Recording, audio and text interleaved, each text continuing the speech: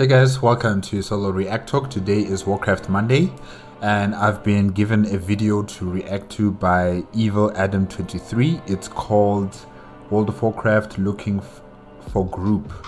Yes, Looking for Group documentary made by World of Warcraft. So if you want to check out the original video as well as World of Warcraft's YouTube channel, remember the links are in the description below. And if you want to check out other videos that I've made for Warcraft Monday, remember that the playlist card will be at the top. Just click on it and be able to access them. Okay, let's start. 3, 2, 1, go.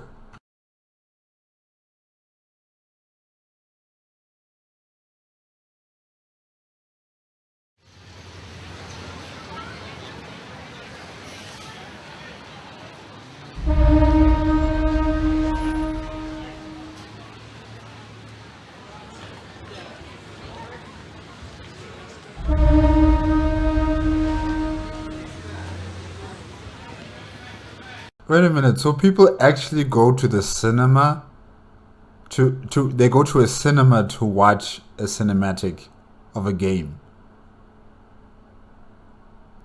Okay. Yeah, if you're a loyal fan and you really want to experience this with other people, then I guess that works out for you. I just can't understand that. I mean, the money involved for transportation to get there, or maybe because I'm thinking about, this in our own present day economic realities where petrol or fuel is at a very high, rate as we speak. So yeah. Interesting though.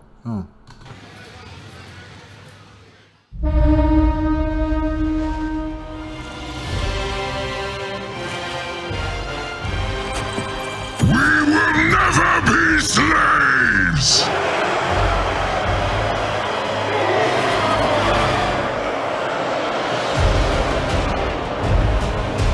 But we will be conquerors.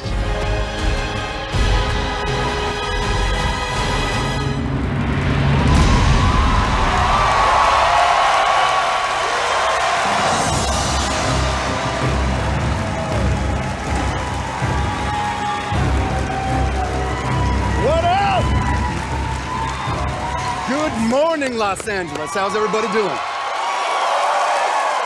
Chris, thanks again, man. Pleasure, man. It's so awesome. Kind of crazy little gig, Yeah, dude, I'll take it. What's the quickest way to the lobby from here? Just straight down that way. Thanks, man.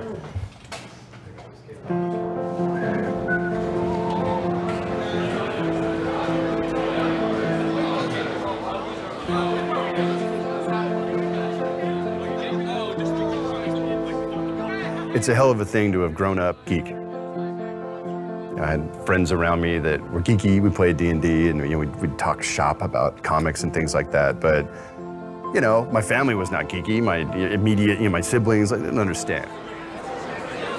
Sweet, thank you very much. Yeah, I don't think I was geeky for any of the games that I used to play. I was geeky for science fiction television shows, mainly like maybe Star Trek, Stargate, Andromeda Ascendant, The Outer Limits. Yeah, like it was mainly science fiction shows that I used to be, very geeky about. I would know it back to front, inside and out, all the characters and stuff like that. But, around my circle of friends, there weren't that many who were actually interested in science fiction per se. They had their love affair for superheroes, like a Superman or, like the DC or Marvel universe. And I wasn't really into it as much as they were, So yeah, they had their own geekiness for that, and I had my own geekiness for my science fiction television shows. So yeah, it can be a very lonely thing that you're going through, because no one else shares your interests as much as you do. Maybe on social media, yeah, that's possible. But then, in your real life, not many people are going to understand when you talk to them about Stargate, the Stargate program and the Jafar, and the Goa'uld no one's gonna really know what you're talking about. They'll just look at you like, what? And then they have their own geekiness in terms of like football or rugby, or cricket, you know. And then they talk to you about it, and then you're also like, what? What are you talking about? So yeah, it's interesting, really. You know that there's many forms of geekiness, if I can say that. Yeah, and this was his geekiness. You know, talking about games, and also probably the current one that he's been developing with everybody else. Okay. Good, man. Good to meet you. What's your name? Eugene. Good to meet you, man. Nice to What'd you meet think of that? It was awesome. It was great. Yeah, that's kind of kick-ass. Yeah, I love the way like. Being called the rise of geek culture. As a lifelong card-carrying member of that group, I just kind of think everybody else is catching up. But what I do think is great about it is that whatever you're passionate about, you know, whether you're a Star Wars fan or a Star Trek fan or a World of Warcraft fan or a Marvel fan, whatever it is, I think what we've started to see is people celebrating things that they believe in and they're passionate about. Literally tears in my eyes. It felt like it brought us back. I mean, the whole series. All I want to hear, man. Especially even the Lords of War thing. I'm just geeked up. I can't wait. Yeah. Can you send a picture of me? What was that? Yes. We only rarely ever built games to please ourselves. I wanted to work on World of Warcraft because I wanted to play in a world like World of Warcraft.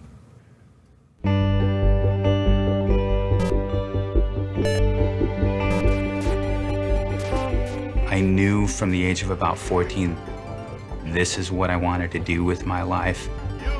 This was back in the day when it took one programmer and you could make a game by yourself. Think of games like Berserk or Asteroids. Really simple. That's kind of where I started. So while at UCLA working on a computer science degree, I knew that I wanted to start Blizzard the day that I graduated. I think our class was around 300 students, but there were maybe 10 of us that would finish our 2-month projects in the first week and spend the next, month and a half optimizing our code. And I took these guys and started to show them the vision I had. Instead of being sapped off to the Microsofts and the IBMs of the world, that we could try and do something, a little different.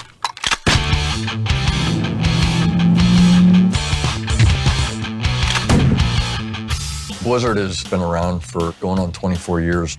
When we started, a development team could be 2.5 people. The experiences that we deliver to our players today require hundreds, arguably thousands of people. 2.5 people?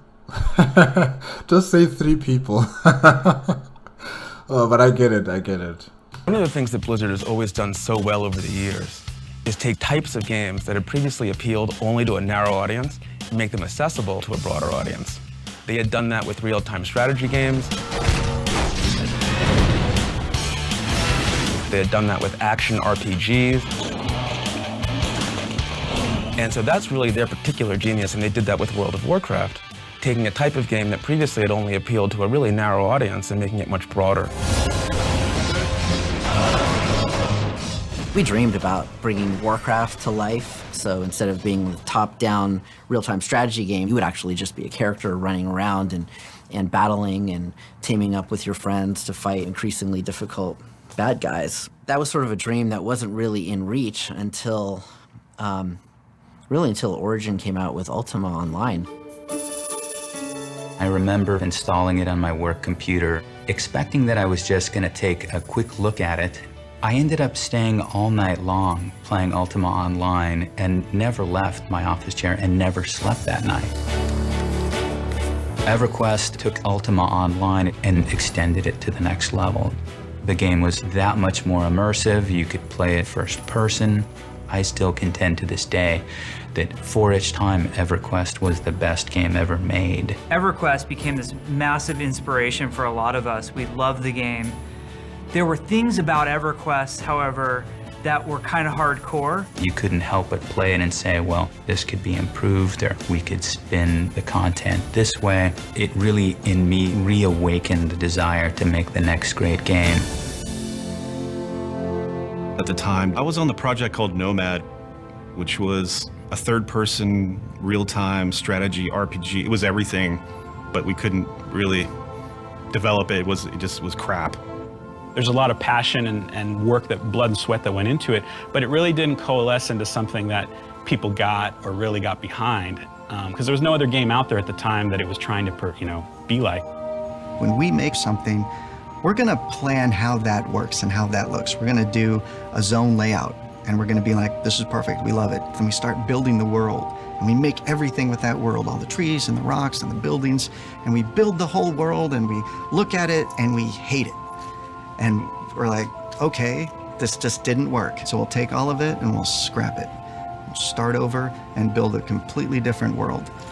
Sometimes you need to do that. There were people on the team that were definitely hurt or disappointed that Nomad was not going to be anymore, but I think everyone understood we just weren't getting the traction we wanted with that game.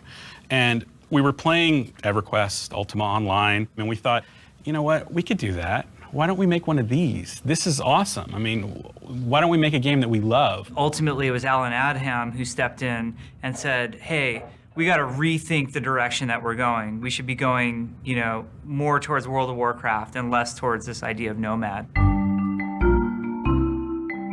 As we were working on World of Warcraft, I started archiving cool moments from the game.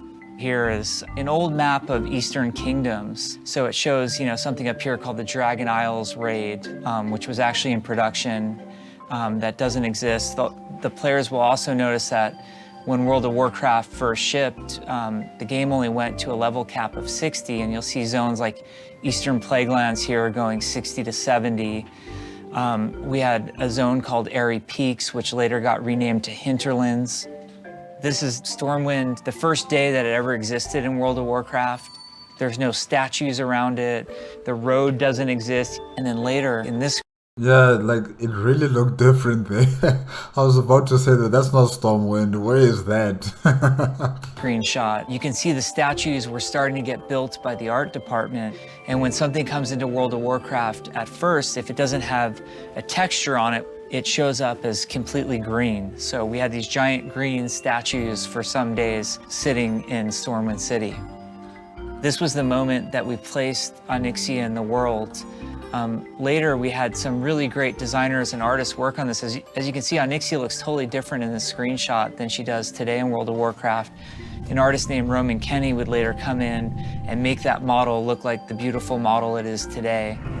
Alex Afrasiabi and Chris Metzen were the primary drivers behind the story of things like Onyxia. When I got hired at Blizzard, the computer stuff always really was very intimidating to me. So I started writing, and the boss kind of saw what I was doing and went, I think this kid has some potential. I've been working with Chris for a long time.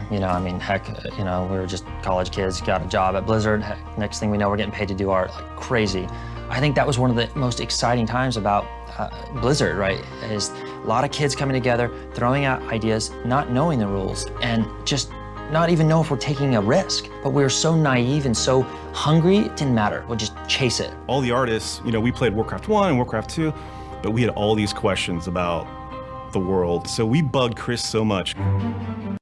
I wonder, do the new employees of Blizzard have that same tenacity and energy like those who joined up the company in the beginning? I'm wondering whether they also have that fire in them, or are they now bogged down by what the company is expecting of them?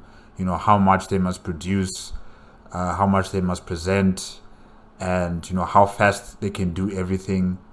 So yeah, I'm just wondering about that. But so far, with this new installment that's coming up, it looks like it's nice. It looks like it's going to be good. So maybe I'm overthinking that. Yeah. And he broke out these acrylic paints. We looked at him and we're like, what are you painting? And he painted a map of Azeroth on the wall. And it was just his way of saying, guys, this is the map of the world.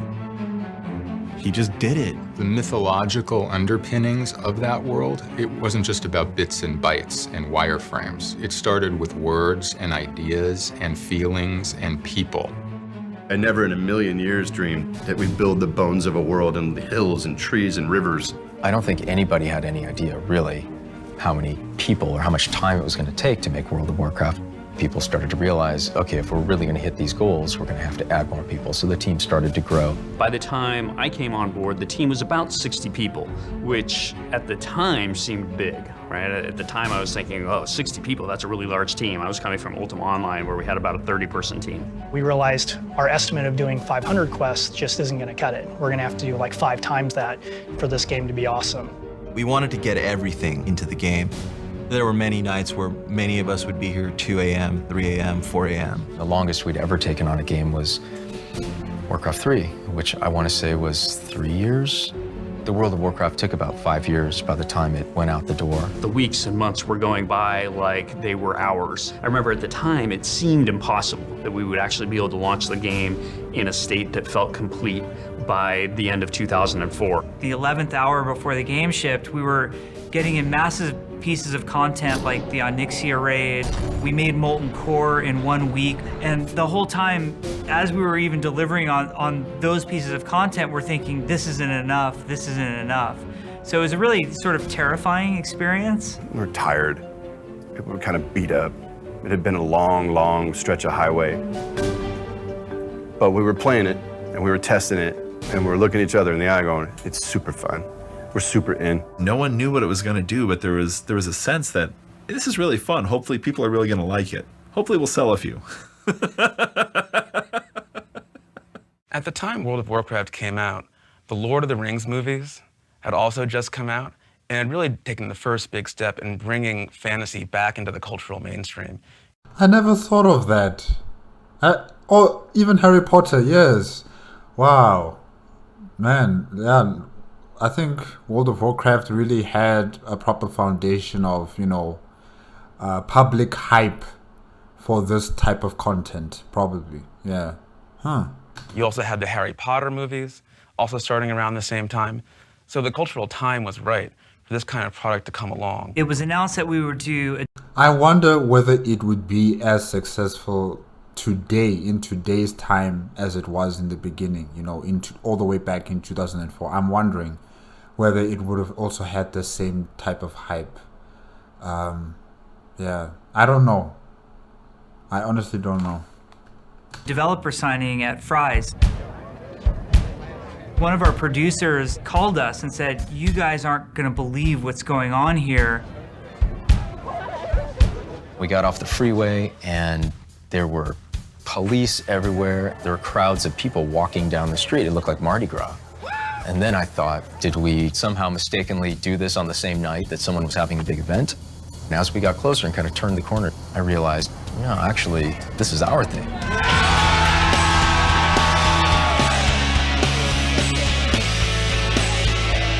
What do you mean they're here for us? Like, I thought a couple people would show up to get their boxes signed, not 6,000 or whatever crazy number that showed up. Some people literally didn't know what was in the box. You know, it was just sort of a leap of faith of, you know, hey, I've played Blizzard games before, Warcraft was great, StarCraft was great, and this game's gonna be awesome, so I just wanna meet the people who are here. It was the most amazing experience. As a passionate Blizzard fan myself, I feel like I saw a lot of myself in the audience, right? I saw, you know, a community of gamers that was very much like the group of developers that were sitting on the opposite side of the table. We were there till 4 or 5 or 6 in the morning signing every single box that came through. And that was the easy part. One of the things they felt really, really strongly about was not to sell more boxes of the game than we could support on our servers that we had at the time, because they didn't want people to have a bad experience where the servers were bogged down, you couldn't log in. And it turns out all of those boxes that we had projected to last for a couple of months sold out within a day or two. We had planned to have 1 million users within the first 12 months of the game. We had those first 1 million users within like 3 or 4 months. So all of the equipment and servers that we had planned to deploy, we had meticulously planned every month we're going to deploy this many and this many. We basically deployed them all. We just said, put them all up in the first 2-3 months. Day one, we were actually shouting for correct numbers because the numbers that were coming in were so large that we thought that they were incorrect numbers and that the monitoring that we had in place was bogus. There was actually a time before WoW launched that we thought that we could probably get away with supporting World of Warcraft with 12 to 20 employees total. And we were a little bit off the mark there. We went from a company of like 500 people to, at one point we were over 5,000 people because of World of Warcraft. It's now become like a campus, like a university campus. That's what it looks like from the outside. Oh, wow. The success in such a short amount of time. Hard work, guys, hard work. Hard work got them to this point. When I first came on to WoW, WoW had shipped about 6 months before that. There was this buzz and this energy and excitement and trepidation as well. It was like, okay, now what do we do? It was truly amazing as how big a success it became. I think that caught everyone off guard. I mean, we all thought, okay, hey, this thing could get 1 million players here. I mean, this is really special. But when it went up to 5, 6, 8, 9, 10 million worldwide, it was just unbelievable. We live at a really interesting crossroads right now, where the games industry has grown so fast and so huge. But Warcraft, I think, is the daddy of them all. Come on, we have to finish the quest in Stonehaven. Stan! Hang on, guys, my dad wants something. Stan! What? You've been on your computer all weekend. Shouldn't you go out and socialize with your friends? I am socializing, Artard. I'm logged on to an MMORPG with people from all over the world and getting XP with my party using TeamSpeak. I'm not an artard. This role-playing game, out in 2004, returns to the world of Azeroth, where heroes like Leroy Jenkins do battle. Let's do this. Leroy Jenkins! Leroy Jenkins! Oh my God, he just ran in. You could actually say that the Leroy Jenkins situation was one of the first great internet memes of any kind, and actually became a verb. Leroy means to rush headlong into a situation of extreme danger with no regard to the potential consequences. Stick to the plan. Oh gee, Leroy, you were just stupid as hell. At least I have chicken. Once you start hitting in the pop culture and for it to resonate with this many people, that's where you can say, wow, we've done something pretty amazing here. I chose to race orc, and I chose them because they're big and strong. Dwarves, all about, the power, just go straight for it. Rogue Blood Elf. Because first of all, it's Horde, and I relate more to being a misfit who's misunderstood. Paladin was kind of the guy who was a lot of times saving the day, fighting for the... I know this guy. I've seen this guy. I don't know your name. I'm sorry. But I've seen you act in some, TV shows and probably a movie. A Superman movie, if I'm not mistaken. Yeah. Okay. Wow. God and country. I can relate to that. I've always wanted to live in this fantasy world. I've always wanted to be a hero. I'll be a warrior because I just want to wield a big sword and be the guy leading the charge. I love gnomes. I think they're the technological core of the Alliance. I had a bunch of friends and they were all nervous. They said, we need someone to take axes to the face. I said, what the hell, man? I'll do it. That's who I am. Why else would you be anything but orc? They're beautiful. Being a warrior is about just fighting with everything that you have. It's not World of Peacecraft. It's World of Warcraft, baby. I played a human priest. She may just be a character. That's nice. It's not the World of Peace, it's the World of Warcraft. I like that. But she brought me out of my shell.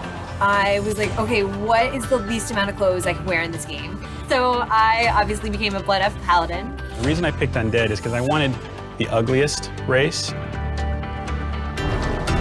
I have a little 90s shaman, and its name is Dyslexic. I named it Dyslexic because I myself am dyslexic, so dyslexic I have to wear 2 different colored shoes to tell my left and rights.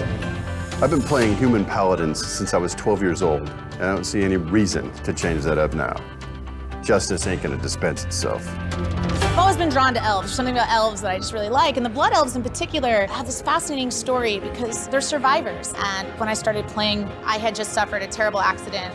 Every doctor that I met said that I should either be dead or paralyzed. So I had a neck brace on and I was banished to life in a couch. I started the game and I played a Blood Elf. And as I was questing, I found a lady's necklace. I had to return the necklace to Lady Sylvanas Windrunner. She's the leader of the undead. And she takes the necklace, she throws it down, and all of a sudden she starts singing. The more I got into her story, it changed my perspective. You see how much she suffered to get her body back. And for me, having lost my body, that was a story that really, really resonated. It meant a lot to me, and her story helped me heal. There are so many players of our game who talk about it the same way they would speak of their favorite summer vacation with their family, or meeting their significant other and their first date, and their song that was playing on the radio when they realized they were falling in love. And that sort of thing happens in the game all the time. Yes, you know, hearing these different stories from all of these people from all different walks of life, going throughout all of their own issues, either, you know, personally or physically, you know, and they seeing themselves through the game that they're playing, and creating their character and giving it a name, giving it purpose, giving it a reason to exist, and in turn it gives them enjoyment in using this character, you know, playing World of Warcraft, playing with other people beside them. Yeah, it really is a very enjoyable and also something that fills up a void that probably has been left in your heart or in your mind after some situation, or, you know, you've just developed this need for something that's different, you know. And I think World of Warcraft has filled that void for many people. Yeah, it's amazing. Really, it is amazing.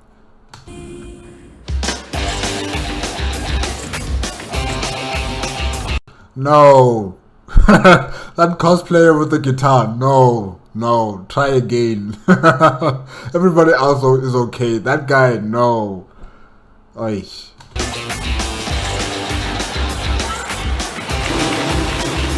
I had one of those moments, I think everybody had one of those moments like, oh, now we've made it. And that was BlizzCon. We put the announcement for BlizzCon into the World of Warcraft launcher, and it sold out within like a day. One of my favorite moments, BlizzCon had not opened yet, and there's just this sea of people at the Anaheim Convention Center waiting for the doors to open. I'm going up the escalator, and as I'm getting to the top, I just yell, "For the Horde!" And the whole audience lights up, "For the Horde! For the Horde!" You hear, "For the Alliance! For the Alliance! Go for the..." And they just start, you know, raging on each other. How cool is that? It's overwhelming and humbling to us when we go to these events like BlizzCon. Doing it is as important for us as it is for the players, and it recharges all of the Blizzard team members' geek batteries. Seeing all of these people here just to see World of Warcraft and realizing this is something special. Link auction houses in every major city. This is these people's lives. I mean, some of these people came from all over the country, all over the world to come together to meet some of these players that they've met in the game. It was just a blast, and we've been doing it almost every year since. You do have a fan base that is not only dedicated to this world, but they're passionate about it, they're opinionated about it. Falstad Wildhammer was going to be on the Council of Three Hammers, but is not in the game at all. What happened to him? Isn't Falstad dead?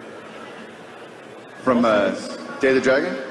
He survived, and in fact, he was the leader of Airy Peak in Vanilla WoW through Wrath of the Lich King. Right, of course. Right. Yeah, Alex, what's up with that? Thanks for pointing that out. We're gonna get that fixed. Thank you. Bet. This is nice. This is so cool. I like the you know, holding the developers to account. You know, I think that's what this guy was doing. He was asking a question. He wanted the answers to his question, and they're holding them to account. You know, if there's any issues, the players are here to ask them these questions, and then they must come with answers in rectifying any kind of situation or any information that they require they will give them that information. So yes, I like that. I really like that. Blizzard has taken the time to really speak to their players.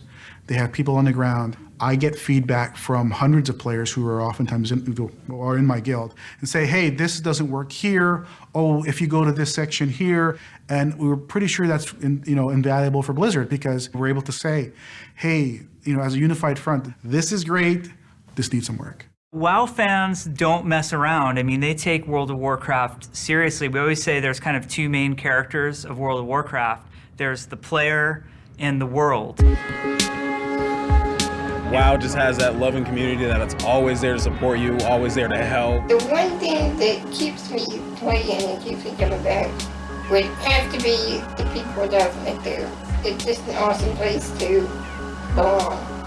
My youngest son was diagnosed with leukemia, and the community helped us get through it, so thank you. My mom's actually handicapped. She has MS. It was a really awesome way for my mom to feel like she could get out and really experience the world. As a veteran, for myself, it gives me a second home. I made tons of friends to the game. I've made many different friends.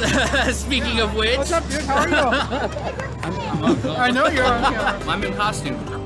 You know the South Park episode of World of Warcraft? Yes, that's what I was thinking about. That's why I was looking at you weird. I was like, wait a minute.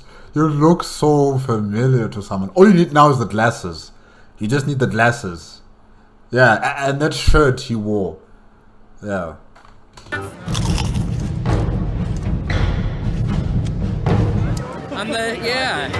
The most meaningful relationship that I've developed thanks to World of Warcraft has got to be my marriage. One thing led to another. A couple years later, we're married with 2 children. 我是被朋友拉去玩的，可是很高兴能够在魔兽世界里面认识现在的老公，就是他。 你好。 My boyfriend Jackson or Bajira. Oh, muscle and metal, baby. You guys provided a medium for us to meet when we were states away. She server transferred IRL so that we could work on establishing a garrison together.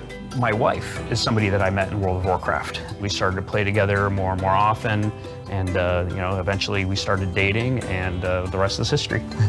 It's the community, it's the people that I play with. We have so much fun. These people have become my family. I've never seen a game be this powerful. Yes, when a game creates a culture around it, when a game has a society around it, a community around it, it will last a very, very long time, and it will have a very powerful standing position in any kind of gaming industry, even like television shows or movies, anything with a very strong backing of people. It will last a very, very long time. So yeah, this is good. It's good that they also invested in their BlitzCons, having the community come over and, organize themselves and discuss about the future of World of Warcraft and the different characters and the different storylines and everything like that. And also the community helping each other out with any kind of situations they may have. And also, you just saw some stories of people falling in love with one another, finding their soulmates, if I can say that, through World of Warcraft. So yes, there's some very good stories to tell about this game and its ability to connect people. So yeah.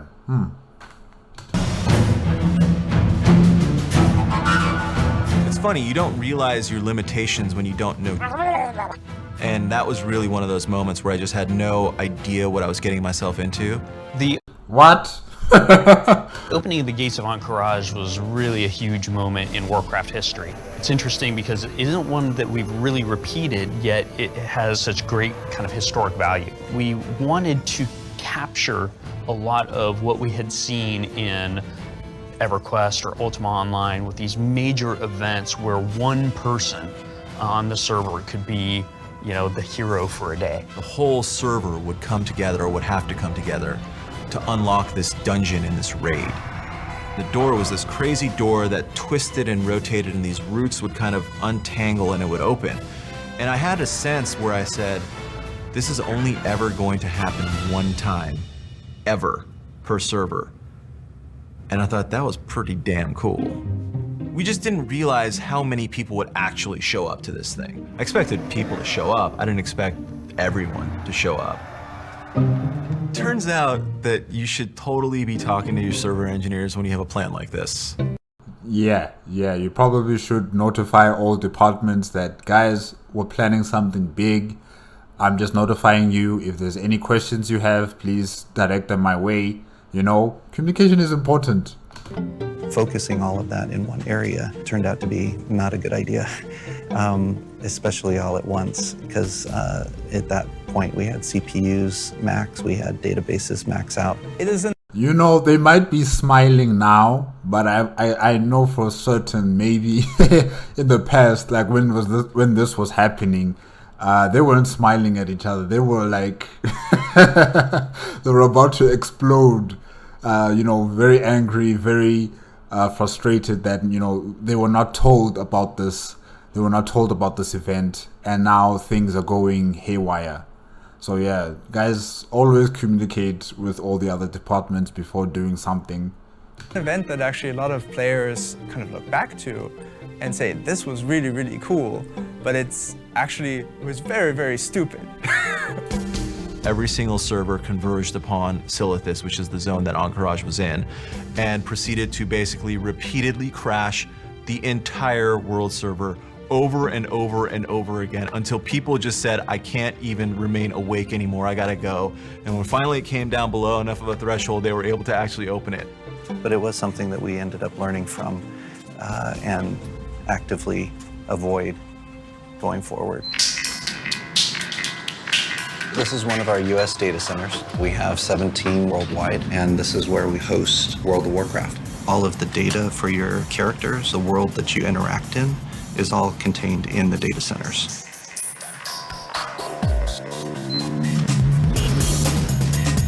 We usually push 100 gigabits per second. We would be able to download 4 HD movies per second. There is a high level of security. Whether it's malicious or accidental, we want to make sure that people stay outside of our areas. This is actually the first time that we've actually allowed cameras into our cages. Well, yeah, I don't think you had a choice to say no, because this is a documentary made by the company. So if the company says you're going to allow these cameras in, you have no choice but to say yes, sir, yes, ma'am. So this is what one of the blades looked like for World of Warcraft. So this particular one is Tichondrius, one of our more popular realms. It's the CPU, it's the memory, it's essentially what creates the world and sends it back out. There's tens of thousands of these worldwide. All of these are designed so that the developers can take advantage of the game. They have the world servers, they have instance servers, and those make up realms. This is what we call the GNOC, or the Global Network Operations Center. It's essentially where we monitor the heartbeat worldwide of all of our games. It's like the CIC of Blizzard, if I can say that. Wow. This one in particular is taking a look at various security threats worldwide. Every once in a while you'll see this light up significantly, which is a pretty large attack. This screen that we're looking at here shows all of the logins worldwide for the various games that we have. Each pop that you see on. But you see, on the African continent, we're not really there. We are not there. We are not there with World of Warcraft. Currently, like today, I think there are some people who are playing World of Warcraft, but it's just not as famous as it is in Europe or Asia or the Americas, really. The rest of the continent, I'm not sure. I really don't know. But in South Africa, yeah. In terms of the gaming scene, Xbox and PlayStation literally dominate the market. PC gaming is there, but it's like a very, back third place, very far back. Yeah. The screen is somebody logging in to play the game. And then these two screens, we are monitoring streaming feeds. It's an early indication if we ever have any problems from the player's point of view. We push the boundaries of the technology as far as we can. We try not to tell the developers no unless physics gets in the way. You know, so far to date, we can only push light so fast, and we kind of have to say no at that point, but otherwise we try and figure out a way that we can make the vision come to life. After we had launched the service in 2004, we kind of were in panic catch-up mode. We were in a very reactive mode where we were patching. We knew we wanted to deliver cool content to players, but we couldn't seem to get our feet beneath us. We spent, all of our time really just trying to get things under control, and I would really say it was about 9 to 12 months after launch before we were like, I guess we should make an expansion for this game. World of Warcraft experienced such explosive growth in its first year and 2 years. And the real question was, could Blizzard sustain their momentum? Would the first expansion, Burning Crusade, really be able to live up to the level of quality that they had established in vanilla WoW? Where do we go next? Warcraft had always been in the interactive space of video games, kind of compared to Tolkien or other fantasy settings, that we had all grown up, playing games within, Dungeons and Dragons, things like that. And man, I had a fire in my gut, desperately wanting to prove that we were not old. I had a fire in my gut. That we were not the same old thing, that our world could stand up and take you to places that you would not expect. We developed this story whereby the player walks through this ancient portal and is transported into this broken, shattered world.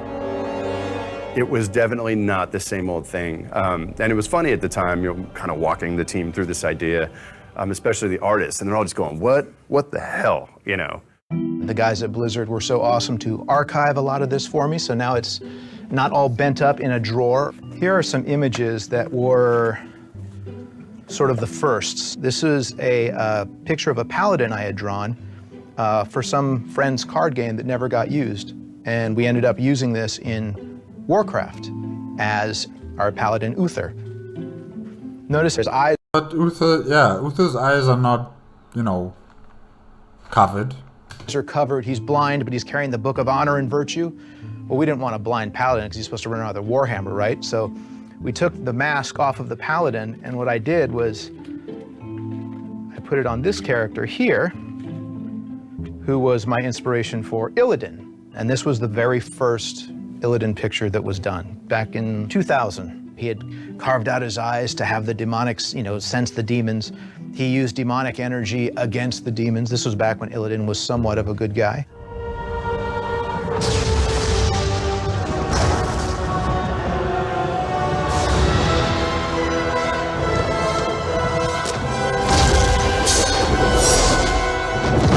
You are not prepared!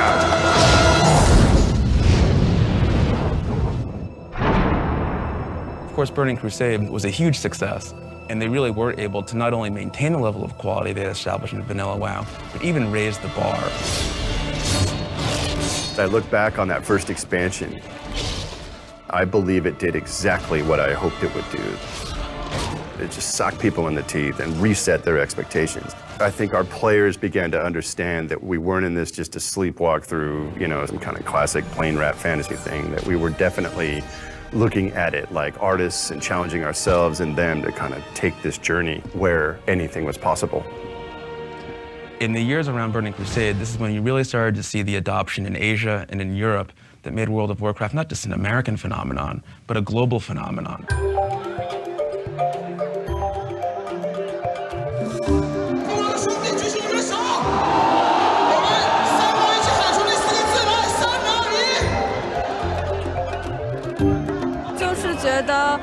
不仅是玩游戏吧，还可以有交到很多朋友，就不仅是游戏里面的朋友，就是已经可以延伸到你的现实生活中了。然后我觉得还蛮好的。The beautiful thing about a game. Oh, okay, hold up. You guys can't really see the subtitles. Okay. Like World of Warcraft is that it crosses cultures very well. In China, for example, internet cafes are so popular. It's always been a one-child policy. Kids, they don't have siblings, so then they need to go to a place where they can get that social interaction. It's an experience. You sit down and you play games with your friends, and everybody's, you know, screaming and playing. 为了部落，为了联盟，为了部落。我们联盟是高贵的，所以为了联盟。It's really a social experience. 魔兽世界，耶！ I'm not sure that we necessarily realized we would have the global reach that we ended up with. When we released the game in Europe, we created a market that people said didn't exist because it blew up 10 times. I really like hardcore raiding. I played Druid, didn't fit me, Paladin, perfect.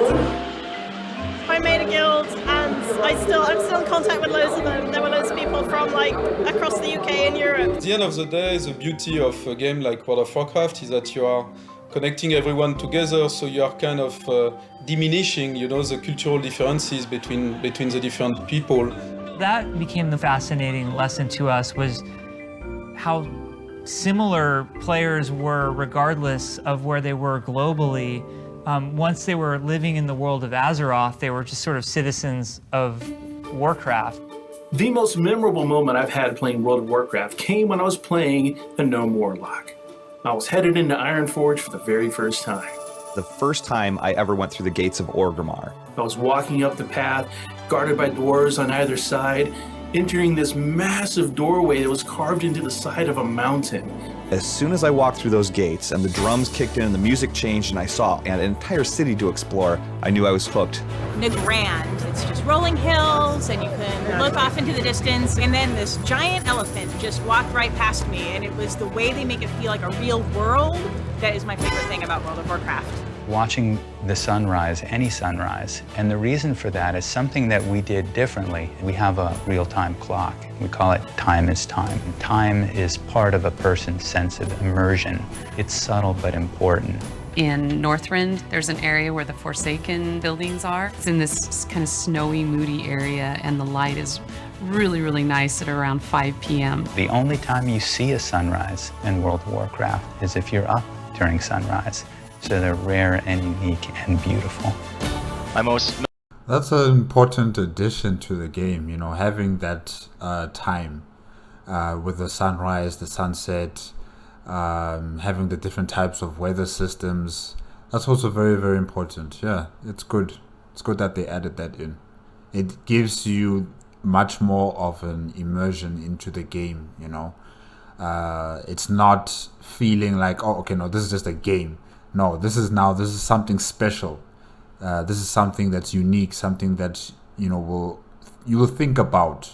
You will think about, okay, no, let me wake up at this specific time so that I can be in the world, and then I could see the sunrise in my favorite city or in my favorite region on the map of Azeroth. Yeah, it's good.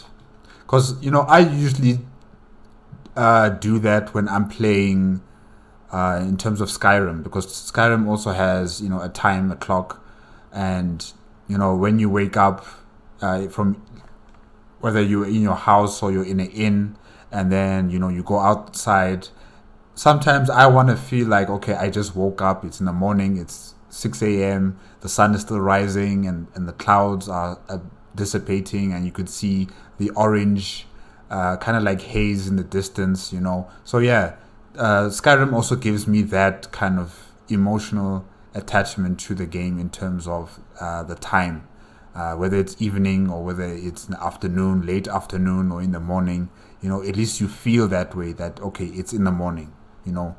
So yeah, it's good that they added that in.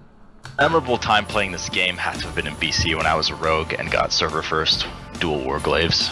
Those were good times. Man, it's good being a nerd, isn't it? We decided to have a hot tub party in one of the moon wells in Duskwood. The moment at the Wrathgate where you pick up Bolvar's shield. I almost shed a tear because after picking up the shield and everybody else saluted. I go on the forums and I make a post saying, we are raiding Heroic Halion on Monday, October 11th. If you have work, call out sick. If you have plans, cancel them. And that night, we killed him. My God, the nerd screams were amazing. Probably my most memorable moment in game had to. Yeah, I don't know if I would be that committed, especially if it is an appointment in the real world and it's important. Yeah. Guys, if I'm not going to be available, I'm not going to be available. I am sorry. I am sorry. Truly. To have been our first takedown of the Lich King.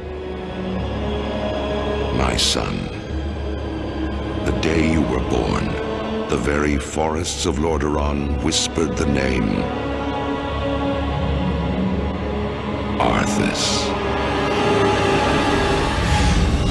Defeating Arthas, aka the Lich King. Arthas, I think? It's just legendary. To see him go down was like nothing I've experienced in a video game. I remember screaming and yelling with my friends on Skype so loud that the neighbors started banging on the walls. Finally getting him down was the kind of euphoric excitement and celebration that, I mean, it's happened so rarely in my real life. This guy's a TV actor too, right? I think he is. Or maybe a movie star, I'm not sure. But his face looks so familiar. Trying to figure out what the next thing for after Burning Crusade was going to be was an interesting process. We knew that we were going to fight the Lich King. We knew we wanted to make the Lich King a much more prominent figure in our storytelling. We wanted to have two zones that players funneled into for Alliance and Horde, not just the one go through the dark portal kind of moment. And then we wanted to have skiing. We're gonna have all this snow. We're gonna have all these mountains. Skiing. That's gonna be a feature. Skiing in Northrend. Okay.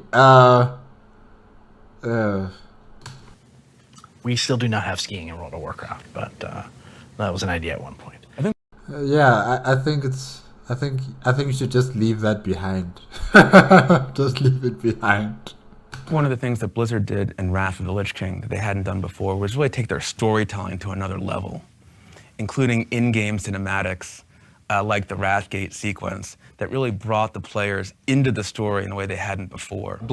Yes, look, in terms of those who play the game, it's a different experience for them because they're playing the game and they are seeing the in-game cinematics and also the cinematics for the different installments. But for those like me who don't play the game, but we see the cinematics and we also see the in-game cinematics, it's an experience, really. It's very enjoyable to watch, and you always come back for more.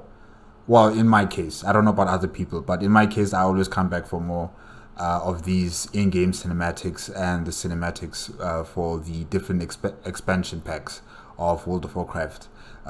They do an amazing job in storytelling. In terms of these cinematics. Yeah. Blizzard has actually been on the forefront of game cinematics pretty much as long as they've existed. Blizzard cinematics did inspire me greatly from my very, very young child days, which they hate when I say that here because I'm about 13 years younger than most of the guys who were doing this at that time. So I was like, oh yeah, Warcraft 2, I love playing that when I was 13. And they just all go, ah! Seeing the fan art and the way people respond to the game that we've created and how it inspires them towards their own creative outlets is inspiring to us. I remember the first time after the game had been out for a few weeks or a few months, people were video capturing their footage while playing it and editing it together, creating movies that took the established storyline to the next level. And I think that was really interesting that this game, this entertainment experience, turned into sort of a creative medium and an outlet for other people. The first machinima experience that I saw online that totally took me by surprise was Return, done by Taryn Gregory. Home.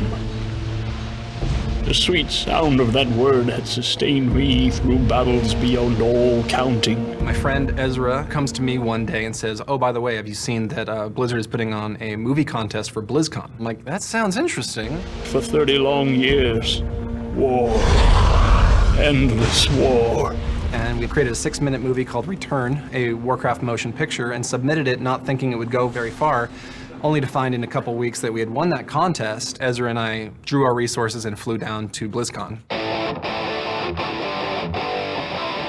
So we walked right up to Chris Metzen on the main floor and we introduced ourselves, and seeing Chris Metzen's face light up, You guys made that movie? Return?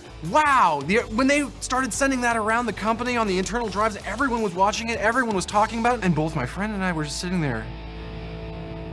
We're supposed to be geeking out on you, man.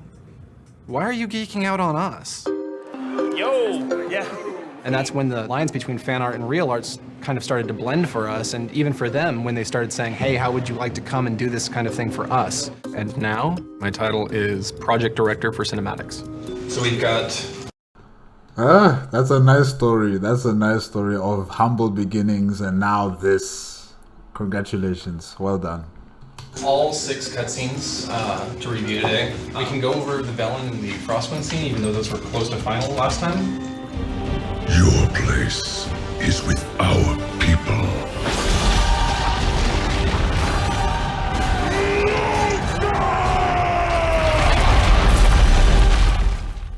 Most players may or may not recognize major franchise characters, Thrall and Arthas and King Varian. Depending on the faction that you're on, you may or may not have ever interacted with those, very popular characters.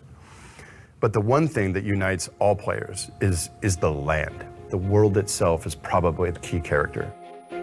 My favorite WoW zone has got to be Nagran. It was my favorite zone ever. So many things to kill, 12 of this, 10 of that, 8 of that.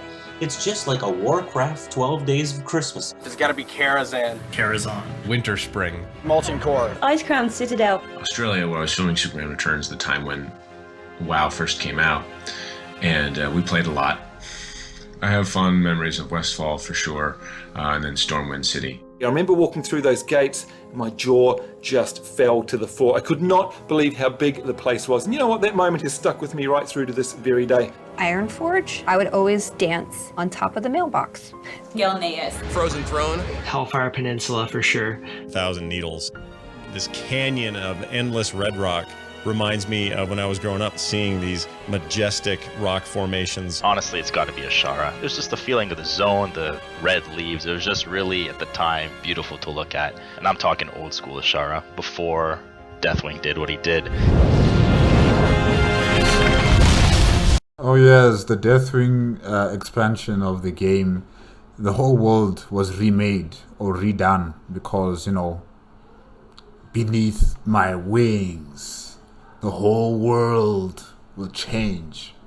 Oh, he didn't say that. He didn't say that in the cinematic. I'm just adding in my own words. Sorry, guys.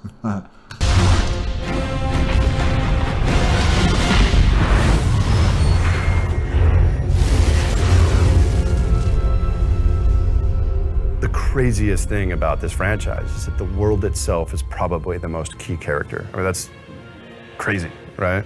It's very, very cool. So the powerful idea with Cataclysm was, what if we imperiled the world you know? Chris is like, I want to break everything. And I remember thinking like, dude, like what? Like, is this the end of Warcraft, right? And he's pitching the idea and everyone's kind of like got this like, really? Like, the game's doing really good, you want to break it? And they said, we want to have this big moment, this big event, where the players log out and log back in, and the world is all different.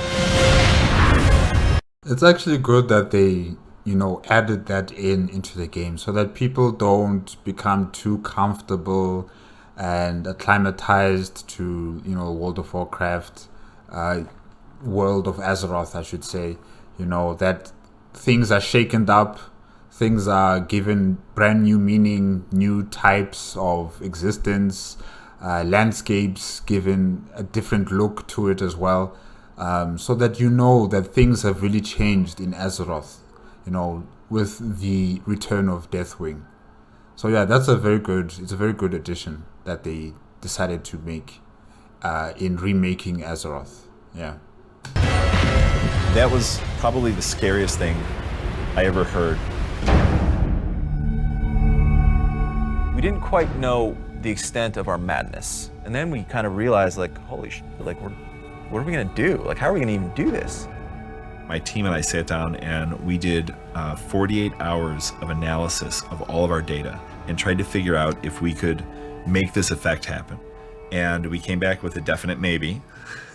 That was one of the more complicated things that we've ever done in the history of WoW. Incredibly complicated from an engineering perspective, from a patch delivery perspective. We figured out a way to deliver 2 versions of the world.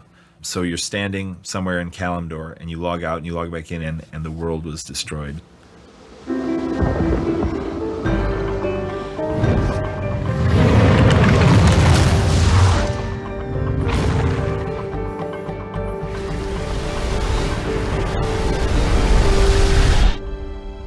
Even though it's now covered in water in a very different place than it used to be, I'll never forget my first time in there.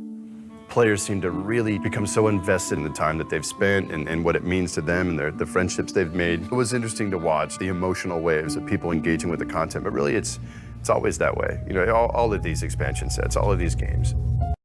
That's good. The fact that it affects the players so deeply, so emotionally, you know, because they've been so attached to these places that they used to play in. So now they have these fond memories, you know, of all the battles they fought here, all the creatures they've been fighting against, the travels that they've gone through in these different places, and it just further connects them to Azeroth, you know, and connects them to the World of Warcraft as a whole. And, you know, they can even say to newer players, you know, back in my day, this place used to look far more beautiful than it does right now. Or back in my day, the water was not here. It was far back there behind the mountains. But because of Cataclysm, everything has changed. You know, they're part of that history. They are part of that lore.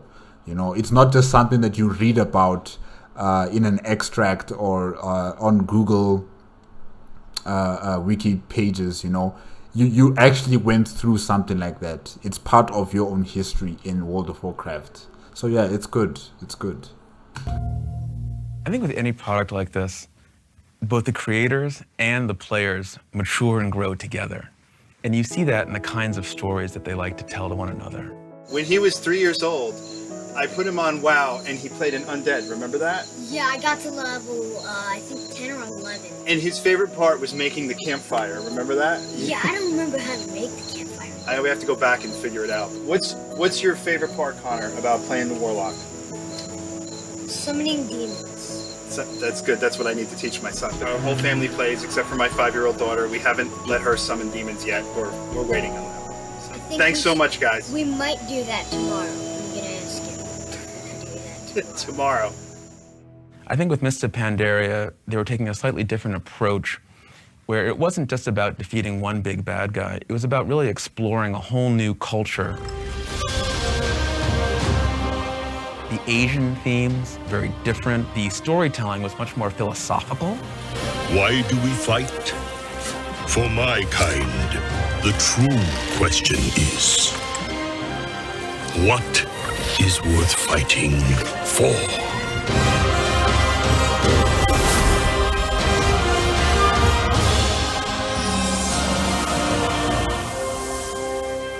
And maybe that reflected the fact that the people who make these games and playing them were frankly getting older and more mature themselves. And maybe there's a little bit more sophisticated kind of storytelling that you can engage in as a person and as a player. I was heavy into the martial art movies of China, Japan. My daughter was born, so I made sort of an Asian-inspired panda. So there's a little kid, there's me, big fat guy on the hill. People really started enjoying these guys, and eventually they ended up becoming a race for Warcraft, and is actually just a Christmas picture to start with. I think I might have printed out the picture and gave it to someone. They're like, oh, this would be like just a cool race to do for Warcraft. And we're like, nah, it seems kind of weird for Warcraft. And they go, well, we have an April Fool coming up. Let's make this an April Fool thing. So we put a little bit of history to them, added some more pictures, and April Fools, the new race in Warcraft 3, the Pandaren.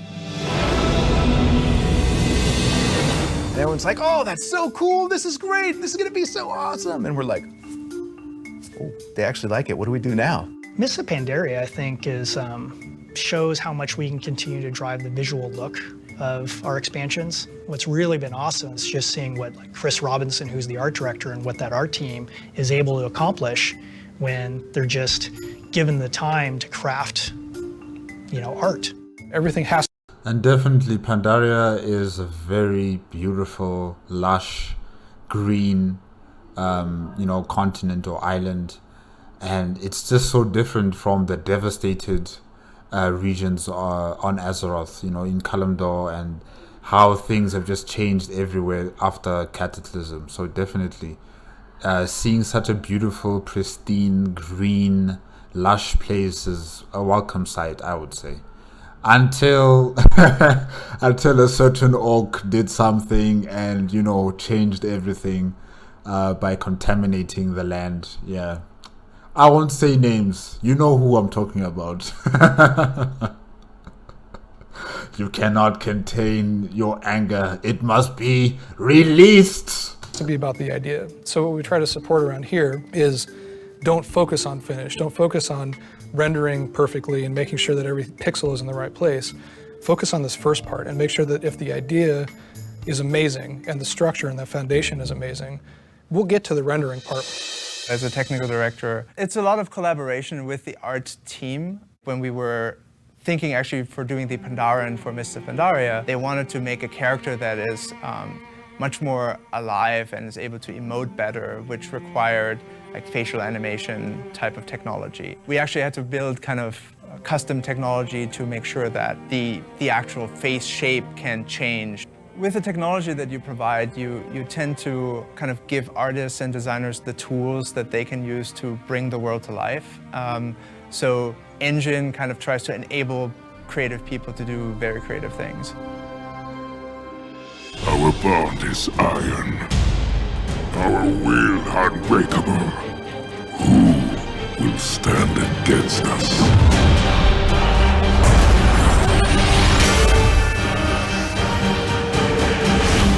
Every new expansion, we are trying to push our storyline forward. We're trying to offer new types of gameplay experiences that you've never been able to have before. In Warlords of Draenor, we're saying, hey, you wanted to build a base in the world, maybe?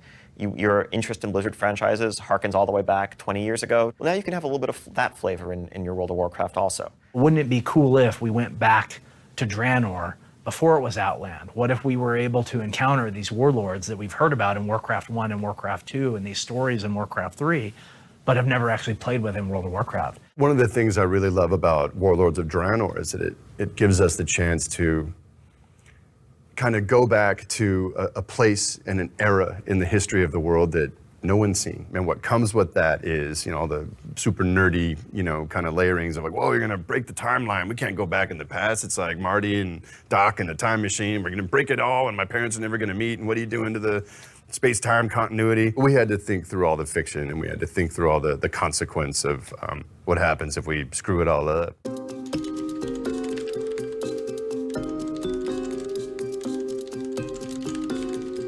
So today's the day that we open up our first couple of raid bosses for testing on the beta servers.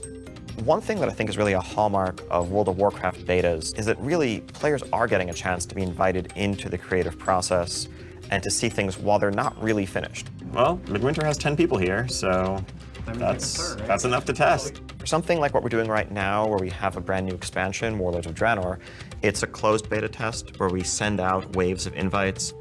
The two designers that are up at bat today are Jason, who made the Butcher fight that's in Highmall, and Candace, who worked on Gruul in Blackrock Foundry. Is this pretty much what you're expecting in terms of their positioning? And the first step is we put a raid boss up for testing, but we also open a thread for feedback. It's just too much for 3, I think. Yeah, I guess we'll see. We actually often err on the side of making things a little bit harder, because when something is tuned to be more difficult than we ultimately want it to be, we can then at least see how far people make it. When something's too easy, they just go in and win, and we don't know how much harder we need to make it to actually get it to the right place. Remind me what the mechanic is? I thought you want your range to soak it because your melee are usually soaking his other thing that has the stack. Exactly. Okay. So they're just doing it wrong. Yeah. Basically. Okay. Like, he knocks everybody away, so they're just running back in. Here they go. $5 that wipe to overwhelming blows again. Everyone seems to be wiping to overwhelming blows. Oh, and tanks down. That took 6 seconds. Well, you're supposed to split the damage from that ability, and I don't think they know that yet. We get to watch a fraction of players that are actually testing the encounter with our own eyes.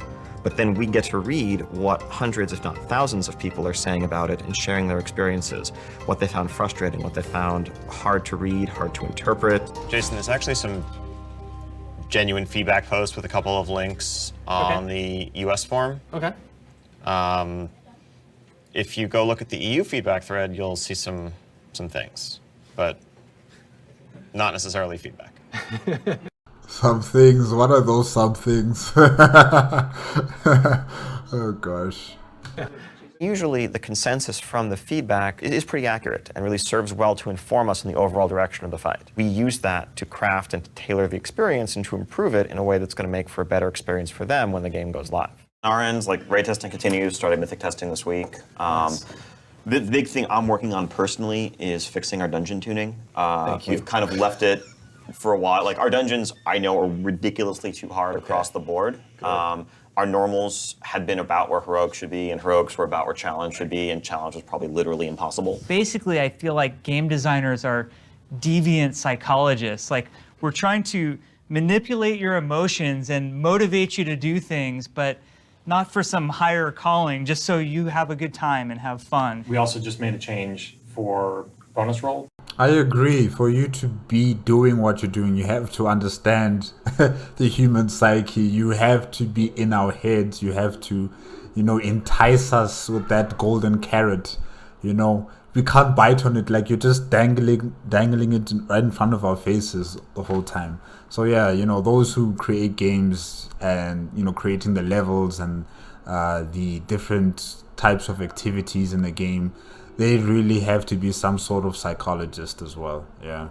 Tokens, which you guys should be aware of. If you do gold, you can do gold for 500 gold the first time. But then you can also, once you do that once, it escalates and you can do this, you can get a second one for 1,000 gold or a third one for 2,000 gold. We're just moving back to gold, which is the original universal currency. Like, it's this currency that you get from doing anything in the game. We're and so about inflation, yeah. No. People often ask us, well, did you hire an economist to figure this out for you? And we really didn't. I mean, what we did is we kind of said that, well, if there's stuff that people want and a currency that has value because it has guaranteed value because of what you can buy from the game with it, and that currency is tradable, we'll have an economy. And sure enough, it kind of works like that. I just can't help but think of it as a giant equation or this panel of knobs and dials, and you just turn one a little bit and it has this butterfly effect throughout the entire world, and you could screw up an entire economy for a virtual economy for millions of people. It's a complicated task. That's why I work on the art team. This has been a huge expansion, just physically in terms of the amount of world space that kind of exists. It's huge in terms of the garrisons feature and the amount of technology that has kind of had to be invented in order to kind of deliver that. Which one are you going to show? Well, I've got a few layouts that we could take a look at. Here are our large plots. Here's our medium plots. We've been getting a lot of feedback that a lot of these garrison layouts are pretty sprawling, so we might be cutting back on some of that stuff as well. Yeah. The designers came to us with the idea to create these garrisons, both human alliance and horde orc garrisons. And the designers, came to us with the pitch that, look, we already have all these things that we can reuse, so we won't be as much of a impact. And what would you say, Rhett? How many buildings have we done?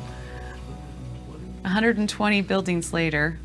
As soon as you come in your front gate, we want you to really resonate with this. We want to integrate the garrison into the questing experience. We want to make it a part of the story. We want it to be important. We want it to matter. We're trying to create a world that feels different than what you kind of see in everyday life. It is handcrafted, and I think that's what helps make WoW so special.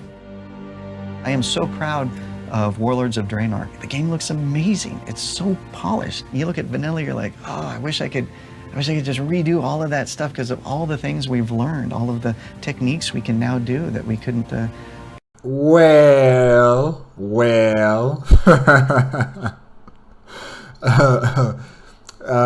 Yes, the remakes of these, previous iterations is currently going on as we speak. So yeah, your dreams are coming true, I guess. Yeah. Couldn't do then, That's the part I really like. Is the pushing. Keep pushing the tech, keep pushing the look. The people who make World of Warcraft pour so much of themselves into the game. They're trying to create games that they want to play.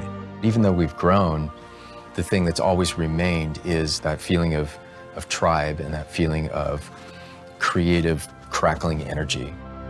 I've done this work my whole, adult life. And what an impossible blessing it has been. I was 19 when I walked in the door. It's family. I've basically known those guys since they were kids. Their personalities remain unchanged through all of it because they haven't let their egos get out ahead of them. We want to create amazing artwork or content or music or stories or quests. And to think that this game affected people is awesome and humbling. Give a round of applause, even if you're in the Alliance. We earnestly believe we're making something special. I don't think we'll ever stop pushing the boundaries of what we want to do and what we think is cool. As long as people play it, we always want to support this game. We never see a horizon. There's really not a precedent that we can look to. I think that we're charting new territory. There's no end to the experience. That's kind of one of the beautiful things about it. The players have never really ever finished playing World of Warcraft. The phenomenon that people probably wanted to be a part of J.R.R. Tolkien's universe found themselves able to experience it in World of Warcraft. That, I think, is going to pervade through the world as far as, I don't just want to watch it anymore. I want to be a part of it. I want to have impact. All the ideas and the love and everything that we had to give it, we gave it, and it was all about, will they like it? Will they come and play with us? It's goofy stories at the end of the day, but it always struck me. As we share them, when we share them, it becomes infinitely bigger.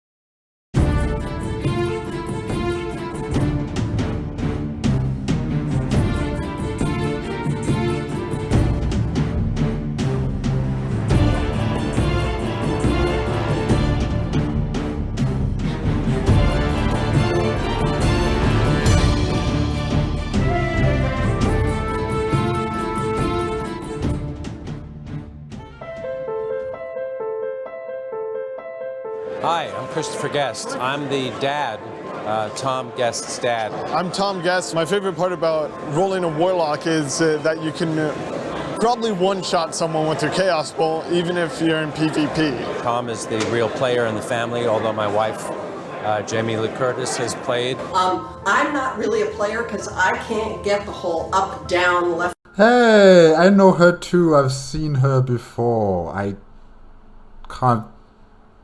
I don't remember from where exactly, but I've seen her. Isn't she an actor too? Yes. Or a TV host? No, man, she's an actor. But from where? This is so frustrating. The right part, where you're moving people. I need people to stop and freeze before I kill them. But I'm a big supporter. I think it's a great game. I'm really a proud mom of a WoW player. Go Horde. No, why did you say it like that? It's for the Horde, no go the Horde, come on. The aspects that keep me coming back to World of Warcraft is all the magic training I'm receiving for when I become a real magician and learn how to stamp my enemies out and crush them like dirt under my boot. The social interaction and that feeling of communal spirit. We're sitting on 10 years. So when it comes to fighting, you have an entire speech. But when it comes to having community, it's like just 2 sentences, just 2 words, and you're done. Lady, you have issues, okay? You like fighting too much. Years of World of Warcraft now, 20 years of Warcraft lore altogether, and we still cannot cook our own bacon. We need to cook our own bacon.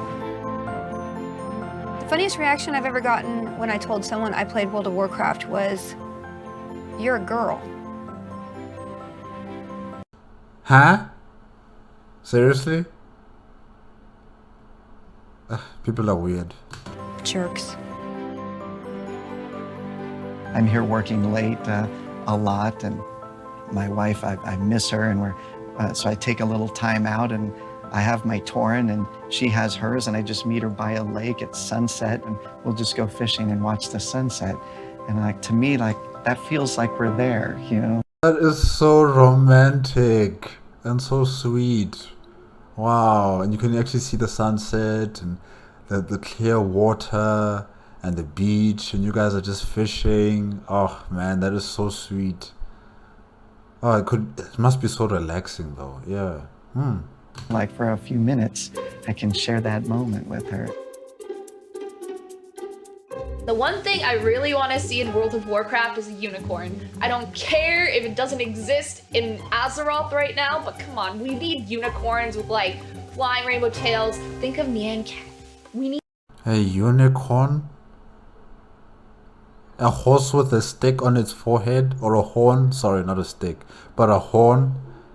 Really? Really? Okay. like Nyan Corn, right? Right? No. The things on my wish list for World of Warcraft's content updates would be to explore the continent in southern Draenor where the ogres are native to. You have dragon. Yeah, that's interesting. Yeah, they should go with that as well, you know, as an idea. So we can also see where the ogres come from. Yeah, I like that. Dragons, you have everything else, but you have no unicorns. You need unicorns. To see the No, okay, seriously, what's up with these two ladies wanting unicorns? Ugh. islands in the Great Sea like Zandalar and Kultiris. Unicorns. Murderous unicorns, flying unicorns, unicorns I can ride. Or to revisit Azul Nerub, as it wasn't really... You guys have horses, you have flying giant birds, and dragons, and whatever else you can use as a mount. Why do you want a horse with a horn on its head? explored that well in Wrath of the Lich King. I do have to admit that I have a secret, kind of shameful wish for WoW's future. Unicorns. Lots and lots of unicorns. In the outside world, I am a simple geologist. But in here, I am Falcorn, defender of the Alliance. I've braved the Fargo Deep Mine, defeated the Bloodfish at Jared's Landing.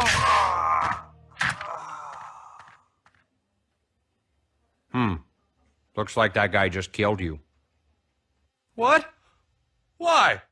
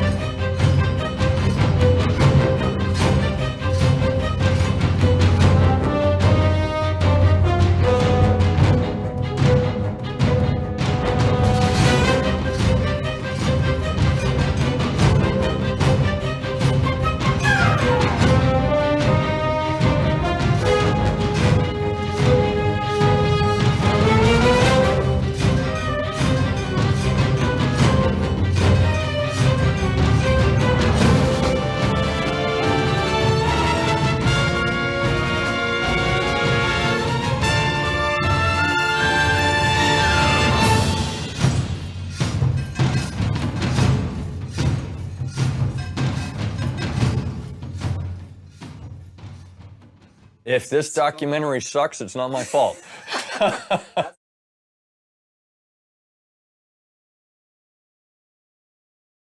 Yes, guys, that was World of Warcraft Looking for Group documentary by World of Warcraft. Yes, it delved very deep into the backgrounds of the humble beginnings of World of Warcraft. And it gave us the perspective of the developers, who've always been there, like from the very beginning, being committed to this project, having a sense of a mission to accomplish, and they accomplished it with flying colors, I might add. And then from their own creation, from their own blood, sweat and tears, a community was born, a society was born, that further entrenched and solidified the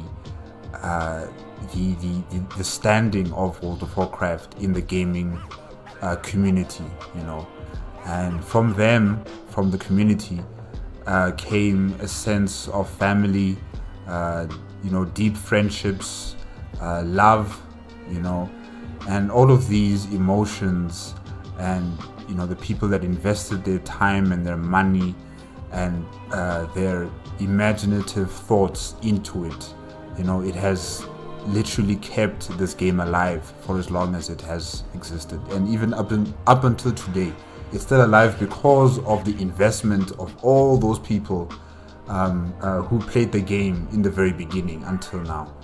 So yeah, World of Warcraft, I don't know where it will be in the far-flung future, like in the next 20 to 30 years, I don't know.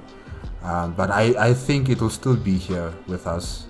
And, you know, for as long as it's a culture that is passed down from children to the next generation of children, it's going to be, you know, something that is in the gaming community for a very long time.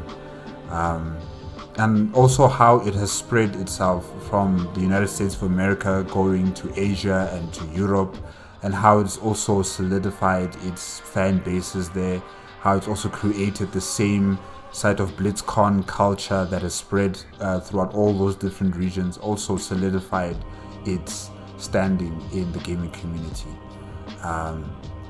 And, you know, how the developers also discussed on the various risks that they took in terms of developing the game, making things different, especially during Cataclysm, how they literally changed the world of Azeroth after the return of Deathwing.